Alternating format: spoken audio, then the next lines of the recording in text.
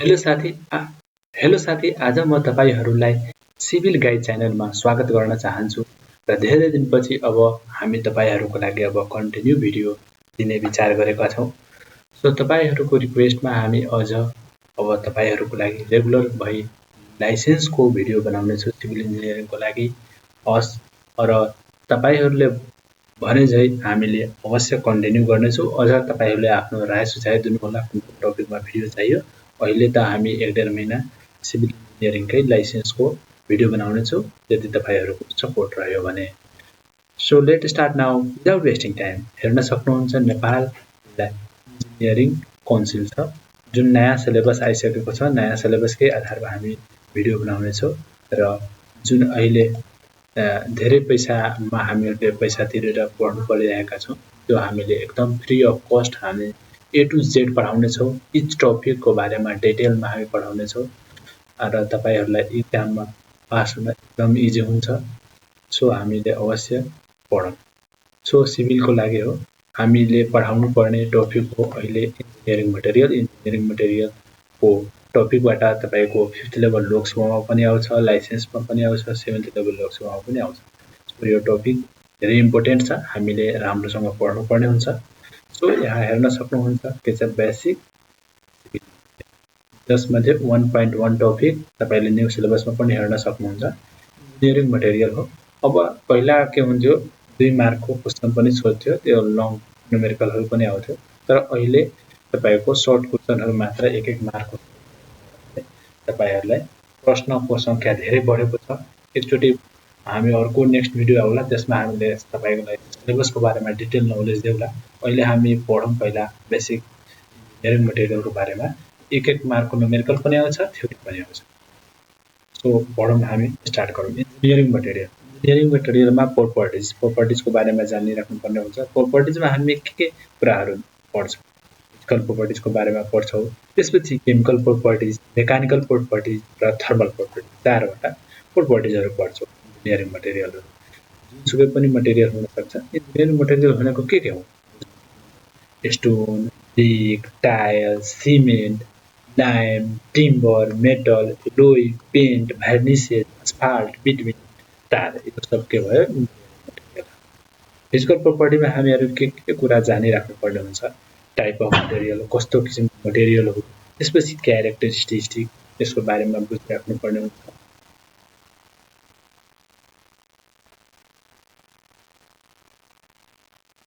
हामीले क्यारेक्टरिस्टिक्सको बारेमा बुझिराख्नु पर्ने हुन्छ। त्यसपछि कम्पोजिसनको बारेमा, त्यसपछि सिलेक्सन एन्ड युसेज अर्थात फंक्सन अफ इन्जिनियरिङ मटेरियलको बारेमा, त्यसपछि प्रोपर्टिज अफ मटेरियलमै हामीहरुले फिजिकल प्रोपर्टिजमा के कुराहरु जान्नु पर्ने हुन्छ। मेल्टिङ एन्ड फ्रिजिङ पोइन्ट, यो चीजहरुको बारेमा पुरै डिटेलमा गइराख्नु पर्ने हुँदैन, यहाँबाट क्वेशनहरु त्यति आउँदैन। सो मेन पोइन्ट हल्का हल्का जान्नु पर्ने कुराहरुमा हामी अलिअलि मात्र जान्छौं। तर जुन फोकस कुरा हो, त्यसमा जुनबाट सोधेको छ इम्पोर्टेन्ट क्वेशनहरु छ, त्यसमा हामी डिटेलमा अवश्य तपाईहरुले पढाउने छौं। सो त्यसको बारेमा चिन्ता लिइराख्नु पर्दैन। So let start now without wasting time. Physical प्रोपर्टिजमा के कुरा जान्नु पर्ने जानिराख्नु पर्ने हुन्छ हेर्न सक्नुहुन्छ। मेल्टिङ पोइन्ट, फ्रिजिङ पोइन्ट, त्यसपछि बोइलिङ पोइन्ट, डेन्सिटी त्यसको कति हो, त्यसपछि इलेक्ट्रिकल रेसिस्टिभिटी अर्थात इलेक्ट्रिक त्यस वस्तुको थ्रु अर्थात त्यो अब्जेक्टको थ्रु पास हुन्छ कि हुँदैन। त्यसपछि केमिकल प्रोपर्टिजमा हामीले के जानिराख्नु पर्ने हुन्छ? केमिकल कम्पोजिसन, एसिडिटी, अल्कलानिटी र कोरिजन। अब हामी मेकानिकल प्रोपर्टिजमा जाउँ। मेकानिकल प्रोपर्टिजमा के कुराहरु जानिराख्नु पर्ने हुन्छ? Compressive strength. कम्प्रेसिभ स्ट्रेन्थ भनेको तपाईहरुलाई पनि थाहा होला, कुनै पनि वस्तु छ त्यसमा हामीले लोड दिँदाखेरि कतिसम्म प्रेसर थाम्न सक्छ, फेर्न सक्छ, त्यो भनेको के हो? Compressive strength. क्र्याक हुनु भन्दा पहिला कति लोडसम्म थाम्न सक्छ, त्यो हो कम्प्रेसिभ स्ट्रेन्थ। त्यसपछि tensile strength, compact value, abrasion value, soundness, योहरु हामी मेकानिकल प्रोपर्टिज अन्तर्गत जान्छौं। त्यसपछि थर्मल प्रोपर्टिज हो भनेको कोएफिसिएन्ट अफ एक्सपान्सन, कति हिटले गर्दा त्यो एक्सपान्सन हुन्छ, त्यो कोएफिसिएन्टको बारेमा हामी पढिराख्नु पर्छ। त्यसपछि thermal conductivity, specific heat. Building स्टोनको बारेमा हामी पढौं। Building stone are the construction material obtained from the rock। Building stone भनेको एक किसिमको ढुङ्गा नै हो जुन हामीले ठुलो चट्टानहरू हुन्छ त्यहाँबाट त्यहाँबाट पाउँछौँ। क्लासिफिकेसन अफ रक छ यो तपाईँको धेरै इम्पोर्टेन्ट छ। यहाँबाट एउटा क्वेसन लगभग फिक्स नै हो 5th लेभलमा पनि र 7th लेभलमा पनि तपाईँको एमसीक्यूमा लाइसेन्समा पनि फिक्स नै हो। सो यो टपिक अवश्य राम्रोसँग पढ्नु होला। के 3 किसिमले हामीले क्लासिफिकेसन गर्न सक्छौँ। जियोलोजिकल क्लासिफिकेसन, फिजिकल क्लासिफिकेसन र केमिकल क्लासिफिकेसन। 3 किसिमको क्लासिफिकेसन हुन्छ। जियोलोजिकल क्लासिफिकेसन पनि त्यसको सब टाइटल हो अर्थात् सब क्लासिफिकेसन। जियोलोजिकल क्लासिफिकेसनलाई पनि हामी 3 किसिमले डिभाइड गर्न सक्छौँ। त्यो भनेको के हो, आइजेनिमस रक, सेडिमेन्टरी रक, मेटामर्फिक रक। अब आइजेनिमस रकलाई पनि 3 किसिमले डिभाइड गरिएको छ, त्यो हामीले फर्दर पढ्ने छौँ। आइजेनिमस रकको बारेमा पहिला के छ। Igneous rock are found by the cooling of molten magma on the surface of the earth or beneath the surface of the earth. Igneous rock भनेको एउटा यस्तो किसिमको रक हो जुन म्याग्माबाट कुलिङ भएर बन्छ। कुनै पनि अर्थवेक आउँछ, जुन अर्थवेक आउँदाखेरि भोल्केनोहरू निस्किन्छ, लाभाहरू, त्यसलाई 2 वर्ष 10 वर्षमा चिसो हुँदै जान्छ। चिसो भएपछि फर्मेसन भएर रक बन्छ। अर्थको सर्फेसमा होस् या तल होस् भन्दाखेरि रक बन्छ। त्यो धेरै स्ट्रङ रकहरू हुन्छ। त्यो रकलाई नै हामी आइजेनिमस रक भन्छौँ। आइजेनिमस रकलाई पनि हामीले 3 टाइपलाई डिभाइड गर्न सक्छौँ। हेर्न सक्छौँ इट मिन्स क्रोनिक रक। यसलाई ग्रेटर डेप्थ अर्थात् पृथ्वीको धरतीको सर्फेस छ अर्थको, त्यो सर्फेसको धेरै भित्रपट्टि गएर बन्यो भने ग्रेटर डेप्थमा त्यसलाई हामी भन्छौँ इल्युस्ट्रेसिभ रक। त्यसको इक्जाम्पलहरू हेर्न सक्नुहुन्छ, पेगमेटाइट, ग्रेनाइट, ड्युरोराइट एन्ड ग्याब्रो। यही इक्जाम्पलहरू तपाईँलाई याद गर्नुपर्ने हुन्छ, धेरै याद गरिराख्नु पर्दैन। जुन हामी इक्जाम्पल लेखेका छौँ याद गर्नुभयो भने 95% मिलाउन सक्नुहुन्छ। 95-98% हाइपरबाइसल हो, आइजेनिमस रककै क्लासिफिकेसन हो। यो सलो देख्नुको अलिकति भित्र सर्फेसमा 25 मिटरभित्र गएर बनेको हुन्छ यो रकहरू। त्यसको इक्जाम्पल हो डोलोराइट र माइक्रोबोरेजियस। अर्को हो एक्सट्रुसिभ रक र भोल्केनिक रक। यो तपाईँको अर्थको सर्फेसमै माथि बनेको हुन्छ। यो यसको इक्जाम्पल हो बसाल्ट, ट्र्याप र यहाँ एउटा छुटेको तपाईँको प्युमाइस पनि हुन्छ। प्युमाइस इम्पोर्टेन्ट पनि हो, कतिचोटि लाइसेन्समा सोधि पनि सकेको छ। यो तपाईँको सबभन्दा लाइट रक हो। लाइट रक या लाइट एग्रिगेट भन्ने होला प्युमाइस। अब हामीले जियोलोजिकल क्लासिफिकेसनलाई 3 किसिमले डिभाइड गर्न सकिन्छ भनेका थिए। त्यो हो एउटा आइजेनिमस रक, यो पहिला हामी पढिसके। त्यसपछि यो हो सेडिमेन्ट्री रक, त्यसपछि मेटामर्फिक रक। सेडिमेन्ट्री रकको बारेमा बताएँ। Rock are found by deposition of sedimentation by the various medium. Deposition भनेको कुनै पनि वस्तु होस्, केही चिज एकै ठाउँमा थुपार्दा धेरै वर्षपछि त्यहाँ थिगार्दा कम्प्रेसनले, प्रेसरले, हिटले फर्म हुन्छ रक, त्यसलाई हामी सेडिमेन्ट्री रक भन्छौँ। त्यो भनेको इक्जाम्पलहरू हेर्न सक्छ, limestone, sandstone, gypsum, dolomite, shale and etc. हामी अब मेटामर्फिक रकको बारेमा पढौँ। Metamorphic rock are found by the action of extreme heat and pressure on the sedimentary and igneous. Metamorphic rock एउटा यस्तो रक हो जसमा हामीले एक्सट्रिम हिट र प्रेसरले सेडिमेन्टेसन रक र जुन आइजेनिमस रक हामीले इक्जाम्पल पढ्यो, त्यो सब रकलाई हामीले मेटामर्फिक रक भन्छौँ। कसरी बन्छ? यदि हामीले एक्सट्रिम हिट र प्रेसर दियो, हामीले तर आर्टिफिसियली दिँदैनौँ, सब नेचुरली हुन्छ। एक्सट्रिम हिट र प्रेसरले बन्ने गर्छ। जस्तैमा हेर्न सक्नुहुन्छ, ग्रेनाइट र क्लोमिरेटबाट के बन्दछ? जेनेसिस बन्छ। त्यसपछि यहाँ हेर्न सक्नुहुन्छ, स्यान्डबाट के बन्छ? क्वार्जाइट बन्छ। सिल र क्लोगोमिरेटबाट के बन्छ? स्क्याचिस्ट बन्छ। डोलोमाइट लाइमस्टोनबाट मार्बल बन्छ। अब फिजिकल क्लासिफिकेसनको बारेमा जाउँ। फिजिकल क्लासिफिकेसन अफ रक, यसलाई पनि 3 किसिमले डिभाइड गरिएको छ। हेर्न सक्नुहुन्छ, स्टेफाइड रक, त्यसपछि अर्को हो अनस्टेफाइड रक, अर्को के हो? Foliated rock. स्टेफाइड रक भनेको के हो? Rock having strata of different layer and can be split into a different layer. यो भनेको पत्र पत्र लेयर बाइ लेयर बसेर बनेको हुन्छ स्टेफाइड रक। यहाँ हेर्न लेयर वाइज पत्र पत्र बसेको छ। यसमा अलिकति हामीले कहीँ या कसैले ह्यामरले प्रेसर दियो भने हान्यो भने के हुन्छ, पत्र पत्र फुटेर जान्छ, पत्र पत्र लेयर बाइ लेयर फुटेर जान्छ। यस्तो किसिमको रक हुन्छ भने त्यसलाई हामीले भन्छौँ स्टेफाइड रक भन्छ। इक्जाम्पल सेडिमेन्ट्री रक, रकहरू सब के हुन्छ स्टेफाइड रक नै हुन्छ, like sandstone, limestone etc. Unstratified rock भनेको rock can not be split, जुन रकलाई हामीले पत्र पत्र फुटाउन सक्दैन, खादिएर हामीले फुटाउँदाखेरि अब यस्तै इरेगुलर सेपमा फुट्न सक्छ, तर लेयर वाइज लेयरमा पत्र पत्र फुट्दैन। हामीले छुट्याउन पनि सकिन्छ, पत्र पत्र फुटाउन पनि सकिन्छ। टाइपको रकलाई के भन्छ अनस्टेफाइड रक, पत्र पत्र लेयर लेयरमा छुट्याउन सकिँदैन। त्यसैमा आइज रकहरू धेरै हार्ड रकहरू हुन्छ। मार्बल, मार्बललाई पनि हामी पत्र पत्र छुट्याउन सक्दैनौँ, एकचोटि हान्यो भने ज्याक फुट्छ।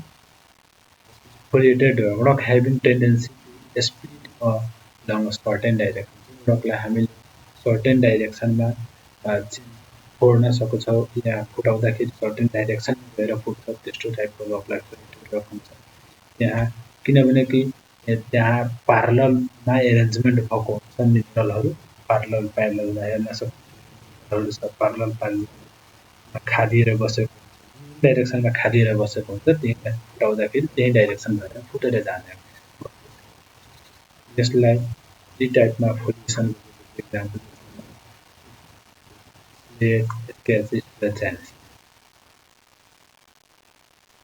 मेटामर्फिक रक एक्सेप्ट क्वार्जाइट र marble.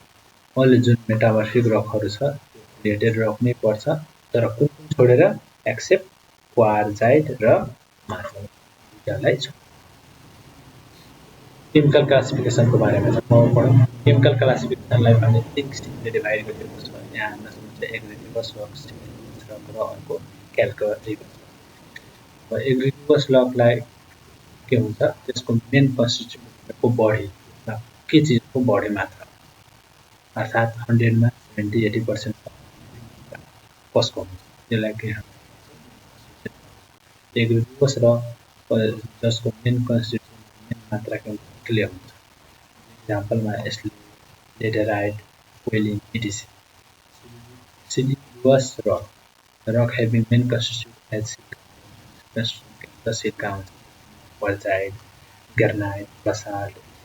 क्याल्करिबस rock, the rock having main constituent as lime, lime main हुन्छ, हेर्न सक्नुहुन्छ। Example limestone, marble, dolomite. Characteristics of good building, अर्थात् गुड बिल्डिङ स्टोन, अर्थात् गुड स्टोन भनेको कस्तो हुनुपर्छ, हामीले बिल्डिङ गर्न सक्छौँ, त्यसको बारेमा पढ्न गइरहेको छ। Minimum crushing strength 100 MPa, 100 MPa भन्दा कम भयो भने त्यसलाई हामीले गर्न मिल्दैन। यो भनेको न्युटन पर इमेज स्क्वायर, न्युटन पर यति प्रेसर टेक्न सक्नुपर्छ तब हुन्छ। र स्टोन त्यसलाई हामीले बिल्डिङमा युज गर्न सक्छौँ। यसभन्दा जति बढी भयो तर राम्रो, यसभन्दा कम भयो भने हामी बिल्डिङमा युज गर्न। Specific gravity of good building 2.4 to 2.8 सम्म हुनुपर्छ, तब हामीले युज गर्न सक्छौँ। यदि वाटर एब्जर्ब गरिरहेको छ कुनै पनि स्टोनले 5% सम्म, अर्थात् 5% सम्म अर्थात् योभन्दा कम, तब हामीले स्टोनलाई हामीले बिल्डिङमा युज गर्न सक्छौँ। 10% भन्दा माथि वाटर एब्जर्ब बिल्डिङमा गर्न सक्दैन। स्टोनमा साल्ट एब्जर्ब छ, साल्टको मात्रा छ भने त्यसलाई पनि हामीले बिल्डिङमा युज गर्न मिल्दैन। हार्डनेस धेरै हुनुपर्छ, त्यसको हार्डनेसलाई हामीले हामीले रिप्रेजेन्ट गर्छौँ 1 to 10 मा हार्डनेस। जति नम्बर हुन्छ धेरै के हुन्छ हार्डनेस, के हुन्छ जस्तै माइनसको तालको भन्दा बढी हार्डनेस ग्याप छ यसभन्दा पनि धेरै हार्डका गाइड हो। धेरै सबभन्दा कम भएको के हो टाल्को र सबभन्दा बढी भएको के हो डायमन्ड। र जहिले पनि मिनिमम र सबभन्दा बढी म्याक्सिमम कम्तीमा दुईवटा कुरा याद राखिराख्नुपर्ने हुन्छ। त्यो कुराहरू सोध्ने गर्छ र त्यो कुराहरू र एउटा कुरा तपाईँलाई भनिहालौँ, जुन यहाँ रेड लेखिएको छ या हाइलाइट गरिएको छ त्यो कुराहरू इम्पोर्टेन्ट छ। त्यो कुराहरू हामीले जसले भए पनि याद गरेर जानु पर्यो इक्जाममा पास हुनको लागि। सो अब हामी ढिला नगरी हामी आफ्नो टपिकतिर जाउँ। Hardness coefficient of scratching of nail. Scratching of नेलको हार्डनेस कति हुन्छ? नेलले हामीले स्क्र्याच गर्दाखेरि पाउँछ, नाइफबाट कुनै पनि स्क्र्याच गऱ्यो भने त्यसको हार्डनेस कति आउँछ? त्यही भएर टेस्ट स्टोन, स्टोनमा कुन टेस्ट गर्छ त्यसको नामहरू यहाँ दिएको छ, हेर्न सक्नुहुन्छ। र के को लागि त्यो टेस्ट गरिन्छ हामी अर्थात् के को लागि टेस्ट लागि गर्छ, डट अफ या माटोको पत्ता लगाउनको लागि ब्रान्ड कति छ छैन पत्ता लगाउनको लागि। र चिसोपन, चिसोले कति फेर्न सक्छ, एसिड पत्ता लगाउनु, हिटिङ गर्दाखेरि अर्थात् अनसाउन्डिङ या कुनै किसिमको क्र्याक्स यता आउँदैन पहिला नै, किनभने हामीले साइड इफेक्ट आयो भने हाम्रो पहिला लगानी डुब्छ, पहिला नै हामी कन्स्ट्रक्सन गर्छ लागि गर्छ डिस्टेन्स पत्ता लगाउनको लागि कतिसम्म प्रेसर दियो जान्छ र कति प्रेसरसम्म धाड थेक्न सक्छ पत्ता लगाउन।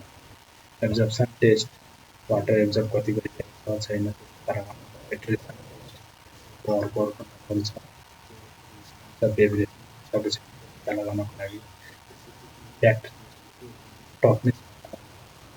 एउटा कुरा बुझिरहेको टफनेस र हार्डनेस दुईवटा बेग्ला तपाईँले यसको बारेमा अलिकति आफैले रिसर्च गर्नु होला। अब सबै मैले कुरा भनिदिइराखेपछि तपाईँहरूले अल्छी गर्नुहुन्छ, आफैले पढ्नु, यसको बारेमा अलिकति पढ्नु होला र कमेन्ट डाउट भयो भने हामीले कमेन्टमा तपाईँको एन्सर दिन्छु या नेक्स्ट डाउट के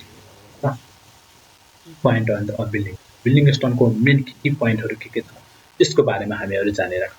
अब key point on building, minimum hardness कति स्टोन हुनुपर्छ? 17 हुनुपर्छ यदि रोडको काम गर्दैछ, काम stone minimal speed certain plane specific does not cleavage पर्दैन। स्टिक हेर्न colour of the mineral powder भने के हो? आइजेनिमस रको डिभाइड गरेको तल थियो भोल्कानिक र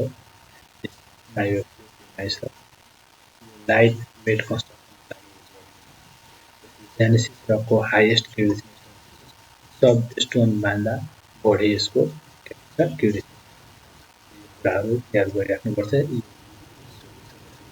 लाइसेन्स गर्छु एक्वस रक जुन एक्सन अफ वाटरको कारणले बन्नु रकलाई एक्वस रक भन्छ।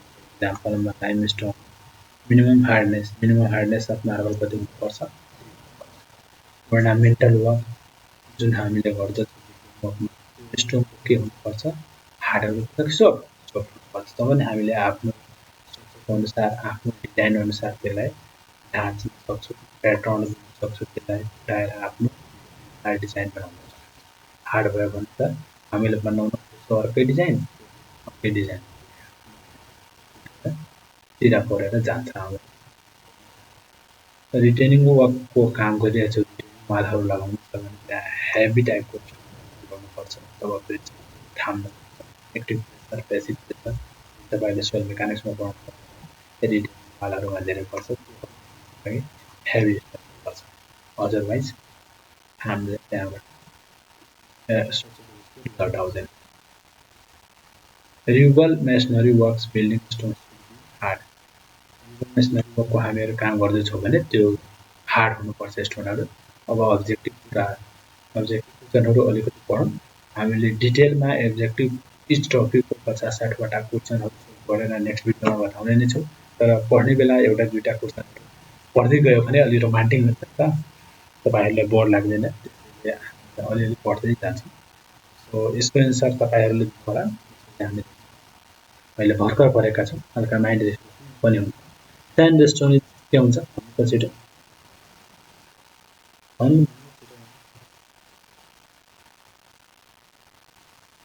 स्यान्ड स्टोन के हुन्छ सेडिमेन्टरी रक।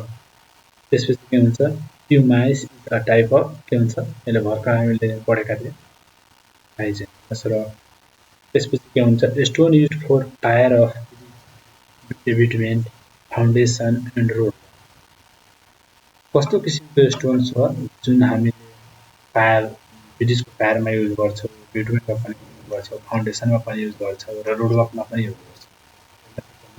मार्बलले धेरै स्ट्रेन्थ दिँदैन, त्यसलाई हामीले त फाउन्डेसनको वर्कमा अलिअलि युज गर्न सक्छौँ, तर रोडवर्कमा युज गर्न सक्दैनौँ, रोडै थेक्न सक्दैनौँ, न बिटुविनमा थेक्न सक्दैनौँ। त्यसले त झन् कमजोर फुटेर जान्छ,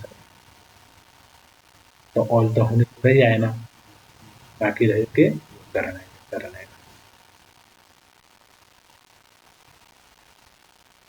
अब बाँकी रह्यो ब्रिजको बारेमा पढौँला हामी पछि।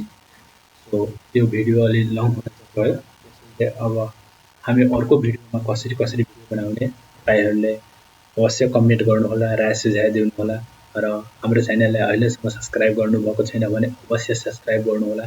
अब तपाईँहरूको लागि रेगुलर भिडियो आउनेछ, सक्दो आधी घन्टा 1 घन्टा 2 घन्टाको भिडियो हुनेछ, डिटेलमै भिडियो हुनेछ। सो नेक्स्ट भिडियोमा अवश्य भेटौँला। Thank you, bye, see you.